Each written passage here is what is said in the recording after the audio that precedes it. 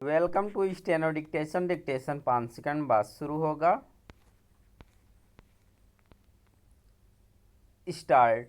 Supreme court के प्रधान न्यायाधीश B R. Gavai ने मुंबई में यह बिल्कुल सही कहा कि विधायिका, कार्यपालिका और न्यायपालिका तीनों बराबर हैं और यदि कोई सर्वोच्च है तो वह है संविधान। यह बात पहले भी अनेक बार कही जा चुकी है, लेकिन कार्यपालिका एवं न्यायपालिका में टकराव की स्थिति बनती रही है। इसी तरह विधायिका एवं न्यायपालिका के बीच भी असहमतियां उभरती रही हैं। असहमतियां उभरना कोई अस्वाभाविक बात नहीं। कार्यपालिका, न्यायपालिका और विधायिका के बीच किन्हीं विषयों पर असहमति हो सकती है, लेकिन एक परिपक्व लोकतंत्र को इन असहमतियों का सही तरीके से समाधान करना आना चाहिए।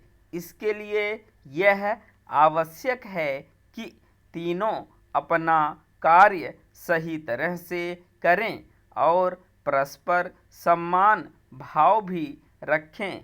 यह अच्छा नहीं हुआ कि सुप्रीम कोर्ट के मुख्य न्यायाधीश का पदभार संभालने के बाद पहली बार अपने गृह राज्य पहुंचे बी.आर. गवई के सम्मान में उचित प्रोटोकॉल का परिचय नहीं दिया गया। उन्होंने इसका उल्लेख भी किया।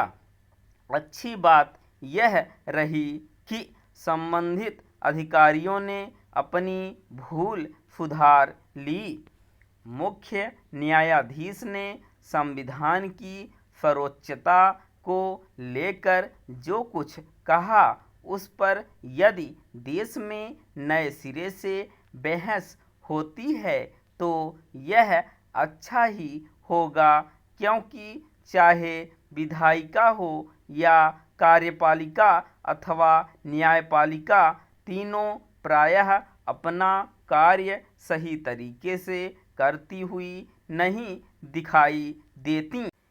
इस सच से मुंह नहीं मोड़ा जाना चाहिए कि विधायिका के कामकाज प्रश्न खड़े करने वाले हैं। कार्यपालिका की कार्यप्रणाली में अनेक विसंगतियां हैं। इसी तरह न्यायपालिका भी कई खामियों से ग्रस्त है।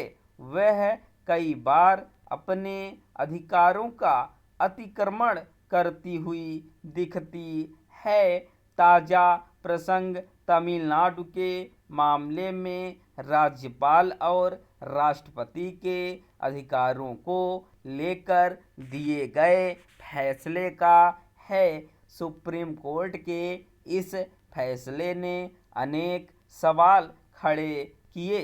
तमिलनाडु मामले में सुप्रीम कोर्ट का फैसला केवल इसलिए हैरान करने वाला नहीं था कि उसने राज्यपाल एवं राष्ट्रपति की संविधान प्रदत्त शक्तियों को सीमित करने का काम किया, बल्कि इसलिए भी है कि यह फैसला 2 जजों की पीठ ने सुनाया। इसकी भी अनदेखी नहीं की जा सकती कि सुप्रीम कोर्ट ने दिल्ली हाई कोर्ट के जज यशवंत वर्मा के मामले में किस तरह एक ऐसा रवैया अपनाया जैसे उच्चतर न्यायपालिका के न्यायाधीश संविधान से परे हैं। अब जब प्रधान न्यायाधीश संविधान की सर्वोच्चता की बात कर रहे हैं, तब फिर यह प्रश्न भी उठेगा कि क्या उच्चतर न्यायपालिका के जजों की नियुक्ति की कोलेजियम व्यवस्था संविधान सम्मत है। वस्तुतः ऐसे अनेक प्रश्न हैं जिनके उत्तर सुप्रीम कोर्ट से अपेक्षित हैं। बेहतर होगा कि न्यायपालिका, विधायिका एवं कार्यपालिका अपने समक्ष उपस्थित प्रश्नों पर आत्मचिंतन करें। स्टॉप।